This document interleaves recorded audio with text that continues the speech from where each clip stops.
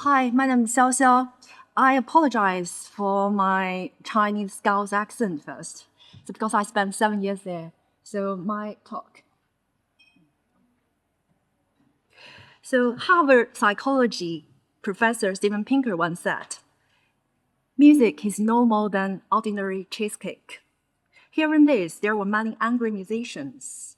Maybe he didn't clarify which flavor it is, but maybe music is more than that. I can see what he meant. So music is everywhere in our lives. So it is a reward we give to ourselves, but it has no nutrition. It doesn't cure us. So why does it matter? Apart from being a very sweet dessert to substantial existence. So I am one of those very serious musicians. I learned the piano when I was 3 years old and the guzheng, the Chinese harp, when I was 5. But where did my first emotional connection to music come from? I was born and grew up in mainland China, so my connection to music might be very different from yours. For me, it was from a very serious cat and pesky mouse. After watching Tom trying to play the cat concerto with the disruption of Jerry within the grand piano as a child, when I am older, I try myself to master the Hungarian Rhapsody. It turned out to be a very true test of technique, but my emotions while playing were always those of a very young girl cheering about Jerry, who was just trying to get some sleep inside the piano. That feeling, rooting for Tom and Jerry, caught up in the drama of the music, never really left me. But as I grew, the piano and later the Chinese harp become less about playful fantasy, but more about discipline. From that time on, music for me was all about rhythms, tempos, notations, theories, and the skills needed to be conquered. That is what meant to be classically trained.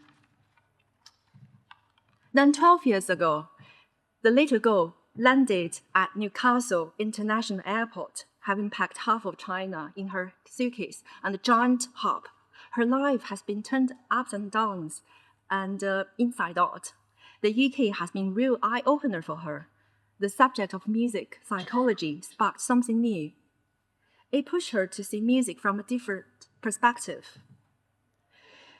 Not just from the stage, but as part of our life, everyday life, as an audience member, or simply as someone hearing or overhearing in a restaurant, at the movies, in pubs, at festivals, or even in the hospitals. I realize music is not only about notations or skills. It's part of life. It shapes our moods and influence our behavior and can change life in quiet but powerful ways. Music means something different to everyone. Think about how we pick up songs to match mood, or how music helps us to focus, work out, or unwind. Ever notice classical music is played in train stations or McDonald's after 8 p.m.? It's not random, but actually help people to calm down and reduce crime. So let's do a very quick experiment.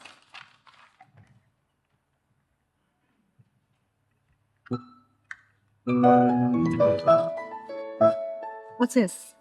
What's this? Nokia, yes, yes.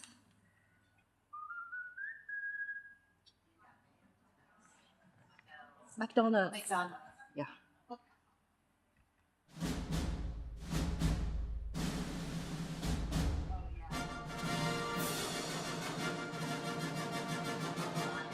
It's 20th Century Fox.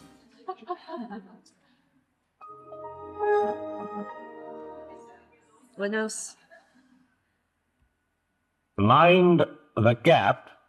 The Tube in London. Yeah.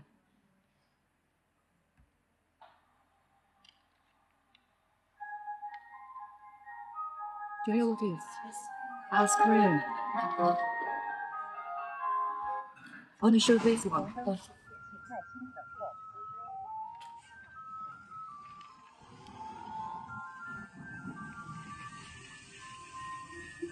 Do you know what it is? So, So this is a funny story. So back in China, street cleaning truck playing the similar, very playful music too. So this makes me think about how we trained to associate certain sounds and music with different reactions and how music is intertwined with our lifetime memories. So as we know the brands, we are collectively trained, but with individual cultures, we react differently, right? So clearly music had a deep meaning, and that were melodies which were forged to our lives.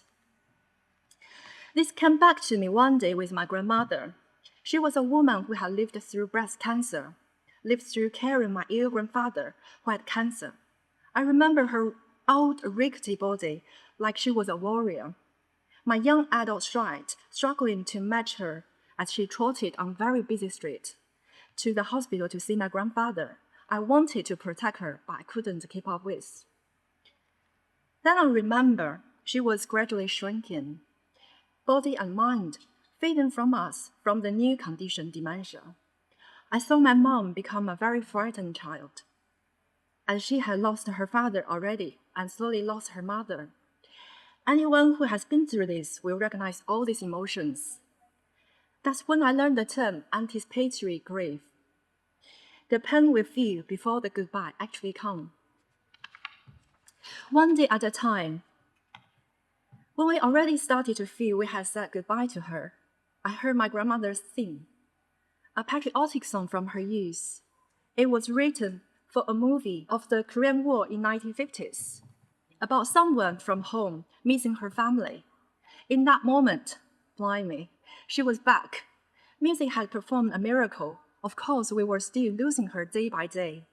But from that song, his song, I knew he had been with us for longer and in a very deeper meaning that I couldn't learn from any medical books. In 2018, I started my PhD in Liverpool, studying the link between music memory and its impact on people with dementia and their carers. I read over 5,000 studies on music and dementia. Most showed that even short music listening sessions, just 10 to 30 minutes, a few times a week, could ease agitation, depression, anxiety, or familiar music made the biggest impact. So, however, when I worked through all this review during the lockdown, my work shifted. My grandmother passed away. She played a vital role in my life. She had lived with dementia for nearly a decade. My mom acted as a full-time carer, and so did I before I moved to England. My family, following the tradition, kept her death from me, trying to protect me from grief across 9,000 kilometers.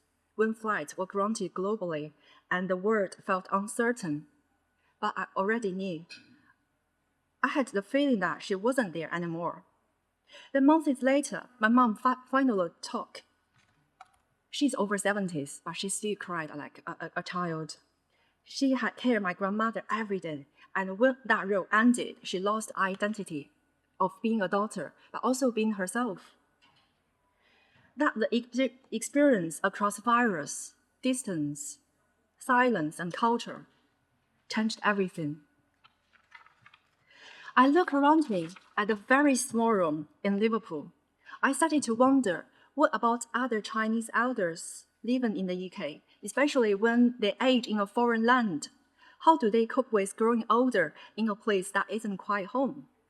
When I started looking into the lives of Chinese diasporas, I found that we are a very small group, less than 1% of the UK population. Our stories are rarely told. We are often just a line in a report, or just grouped under B, Black, Asian, minority ethnic, or Asian British. Yet, despite their long history there, UK Chinese remain almost invisible in research. Did you know that we are the least studied groups in dementia research, the least likely to use mental health services of all ethnic groups? For many, the help simply isn't there, or it doesn't feel like it's meant for us. When I think back of my grandmother singing that song, I wonder how many forgotten melodies lie dormant in the memories of Chinese elders here. How many connections remain unmade? I once thought my research was just about music and dementia, but now I see it's something more deeper. It's about bridging words. It's about making sure no one fades away, forgotten in the land far from home. The Chinese community has the highest possibilities of underdiagnosis of dementia. I thought my grandmother, how many others like her are silently struggling? How many families like mine are caring without support? I discovered something deeply troubling. Interventions like creative arts that could help people with dementia haven't reached the minority communities. The very work I'm passionate about hasn't crossed the cultural bridge. This isn't just about numbers, it's about real lives. And the simple human need for the spaces that feel like home. I found a study about old Chinese migrants in North England. The experience of migration brings particular challenges for well-being, especially at an individual sense of disconnection from previous home can persist over many years. Even after decades here, memories of home stay strong. As people age, their second language often fades, and they return to the language and music from their childhood. But the biggest shock, even the research does exist, it can take up to 17 years for new ideas to become real services for people. And for ethnic minorities, it can take even longer. There is a huge gap between what we know and what actually happens in our community. Research waits for publishing while people wait for help that might never come to their bedside. So I started to ask myself, what am I doing this for? Am I just another researcher, or can I help bridge the gap? I thought about my own loneliness in the small room during lockdown in a foreign country, and I wondered, have other Chinese people, especially the elders in the UK, felt the same way? If anyone listened to their voices? After seeing all invisible Chinese elders in dementia research care, I wanted to learn about what works, what doesn't, and how to make it work. So I restructured my research to implementation science. So I called it Hit the Right Note. So I spent 8 months with individuals from the mainstream services like professionals, UK policymakers, music practitioners, but also Chinese organizations across the UK, and Chinese individuals and their families. Here are the organizations I worked with. In addition to interviews, I observed all their music-based activities to see what's different. So I also helped translate materials, generated Chinese playlists for several UK music care organizations. So due to the time, I won't go in detail about what I found, but I really care about it's not only about what is feasible, but what can make it sustainable. I was surprised no one talked about funding, no one talking about the money behind it to support that. I'm not all about music performing or music, how to make it work, but how to support the intervention to go on to support the people, not only the UK Chinese, but in general. So this research speaks directly of the idea. Same rights, different needs. Ethnic elders have the same rights to meaningful care as anyone else, but their needs are different, shaped by language, culture, migration, and the feeling of being far from home. Too often, these needs are invisible. Services might exist, but if they don't speak our language or understood our lives, they are out of reach. I'm not saying like language is a key. It is a key, but not the only key. I mean, because I participate in a lot of like organizations translate the material to language to other foreign language, but it is only stay in the surface, like linguistic change. It's not isn't enough. So too often these needs are invisible. Without cultural understanding, real outreach, and stable funding, these services are just words, not real help. If we want to make rights real, we can't just offer the same to everyone. We must adapt care to fit real lives and meet people where they are. That is what bridging words in dementia care really means to me. Connecting global ideas with local realities and turning rights into actions for all. One of the organizations I studied during my research is Chinese Wellbeing in Liverpool. So after my PhD, I became their trustee. This gave me the front row seat to see how local community-led solutions can bridge global challenges in dementia care. What I've come to see is the local solutions rooted in community can bridge these global challenges. Small organizations like ours hold vital cultural knowledge, deep relationships, and the trust needed to reach those otherwise excluded. But we also face real structural barriers, limited funding of resources, and even being overlooked in broader care strategies. Our community members, mostly migrants from Canton, Hong Kong area, came here donkeys years ago. Dreams of a better life, working long hours in takeaways and restaurants. They built new lives, but it came at a cost. Many of them socially isolated, with little time to learn English or even improve their Chinese literacy. As they face complex health challenges accessing mainstream services, feels like trying to nail jelly to a wall, especially if they have absent children or live alone. That's where we step in. We are not just the service providers.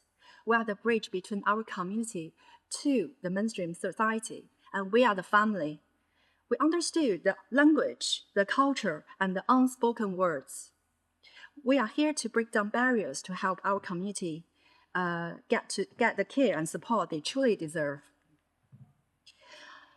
Our work is practical and personal. We break down language barriers with bilingual staff, so no one feels lost in the translation. We raise awareness about dementia, helping families spot the early signs and supporting them every step of the way. Our activities are rooted in culture and joy, singing, dancing, arts and crafts. We work closely with NHS, the National Health System, adapting program into Cantonese and Mandarin and guiding families through the care planning. The Evergreen Club is one of the hubs, a place where elders come together, find friendship, and rediscover pride through music and shared stories. As a musician, I had the privilege to engage the Evergreen Club. These sessions not only foster social connection, but also promoted a profound sense of achievement and belonging among the participants. And let me tell you, it's been a very proper boss experience, as we say in Scouts. So speaking of which, as you haven't, because they always blended the Scouts, Cantonese, and Mandarin together, it's a music to my ears. So notably, our collective efforts were recognized nationally when we were granted the Power of Music Award, celebrating our commitment to use music as transformative tool for well-being. The Evergreen Club members have also performed on different occasions, like showcase their talents, building confidence, and while contributing to community pride. Music brought us together, and it continues to build confidence and community and joy. So, let me take you back to 1989. In the heart of Liverpool Chinatown, the oldest in Europe, mind you, a group of passionate individuals come together with a vision that was the birth of Chinese Wellbeing. From those humble beginnings, we are blossomed into vibrant charity with 17 dedicated and 3 volunteers. Our mission to reduce inequalities, combat social isolation, and help our community live well and independently as long as possible. But we are more than just a charity. We are cultural mediators and a lifeline, and I couldn't be prouder to be part of that incredible organization. Our founder saw these struggles firsthand and knew something had to change. They set out to support Chinese families facing these challenges emotionally, physically, and financially. From the start, we've been a bridge helping people stay active, connected, keep learning, and stay independent. We guide families through health and care system, offer advice in their own language, create a space where people feel understood and valued. We are not just a service. We are the link between cultures, a trusted friend, and often a second family. Our work doesn't stop at support. We are helped shape local policy. build care pathways, and making sure our community's voice is heard in Liverpool and beyond. So in 2012, we took a bold step. Dementia was a taboo subject, but we decided to break the silence with NHS support. We appointed our first dementia champion and launched the Tea House Reminiscence program, a warm space where memories come alive through music, games, and conversation. We created Dementia Network and introduced Love to Move program. It is a program blending physical cognitive exercise created by British Gymnastics Foundation, and we adapted it to our community. By 2018, our work had become so impactful that we helped shape Liverpool Dementia Refresh strategy from 1 dementia champion to 3, and with a more comprehensive support network, we have transformed how dementia is understood and supported in our community, adapting the program to better match cultural needs. Our one-to-one dementia support and Tea House Reminiscence session, led by 2 experienced nurses from Hong Kong, to keep memories alive through songs, stories, and favorite dishes. When COVID closed the doors, we went online, teaching our old members Zoom, lending iPads, and running weekly sessions. Many of the services continue because the need remains. Our memory boxes we are very proud of. Over the decades, we have collected over 300 special objects like vintage films and handwritten letters, spark joy and unlock precious memories. This is personalized care, touching hearts, one story at a time. Let me tell you what I've seen at Chinese Wellbeing, where every week a group of elders come together, not just to pass time, but to reconnect with life, laughter, and who they truly are. From 10 to 12 at a typical Monday, the room buzzes with singing, love to move exercise, painting, or warm conversation over tea. Some arrive radiant, with a touch of makeup. Mind you, they are over 80s, Proud smiles, small gifts, a homemade dish, a potted plant, a bag of fruit are quietly exchanged. This simple act says, simple, you matter. When they sing, the whole room lifts. When they paint, memories and stories flow onto the paper. And during Love to Move session, one person's misstep often sparks laughter that fills the space. The laughter is more than joy. It's a release and a connection. So in 2022, their art was displayed at Sefton Park, Palm House. These paintings showed not just a skill, but spirit. Lives rebuilt in a foreign country, rooted in Chinese tradition, surrounded by British landscape. Our elders have shared their culture far and wide, performing at community events, festivals, museums, town hall, and even performed at the BBC Radio Merseyside. Men who once sit quiet now stand proudly, sharing their voices and stories.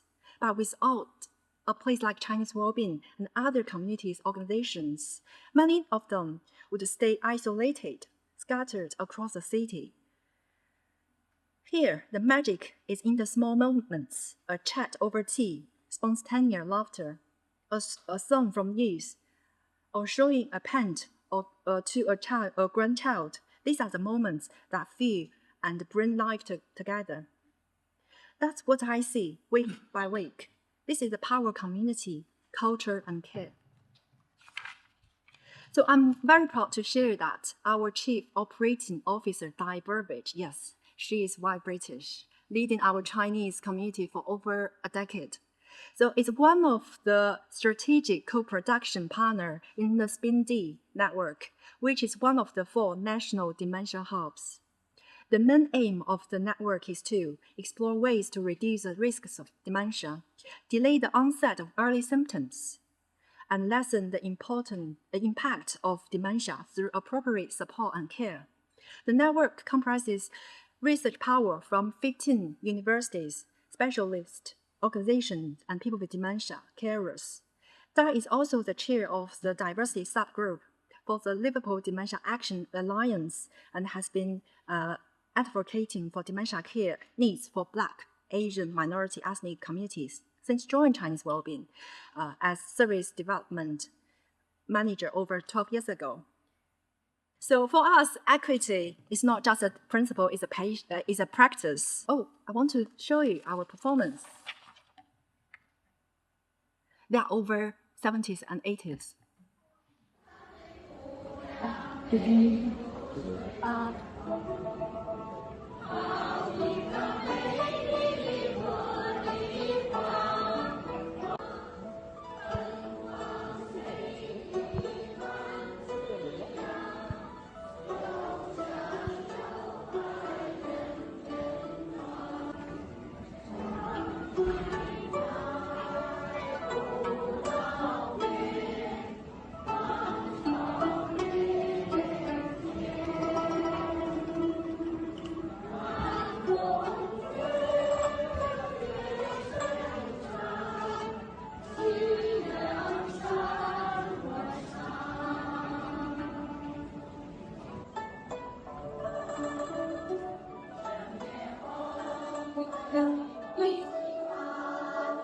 It was a performance at the Mental Health National Day.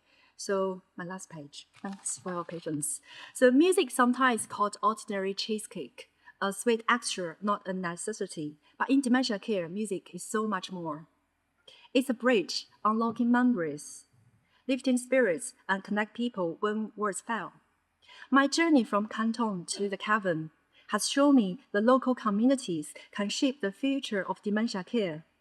My research revealed the power of music, but the real magic comes alive in Chinese Wellbeing. There I have seen barriers of language and stigma overcome, and the care shaped by culture, trust, and belonging. Chinese Wellbeing's work from Tea House Reminiscence to Dementia Network is not just about services, it's about giving people a voice, a place, and a sense of dignity. Here, dementia care becomes deeply human, rooted in everyday moments, a song, a story, and a shared meal. And this is what the theme of the conference means to me, Breaking Words in Dementia Care. It's about connecting global knowledge with local solutions, bringing together science and community, and turn the rights into reality for everyone. As I close, I want to leave you with the one thought. We are not just dealing with a global challenge. We are dealing with a human experience, and it's through the local connections, the community support, and the cultural empathy, the shared songs and the stories that we can truly make a difference. What we do locally can transform the experience of dementia globally, and it's in these moments, whether shared through a song or a cup of tea, that we begin to see the real magic of dementia care. Thank you very much.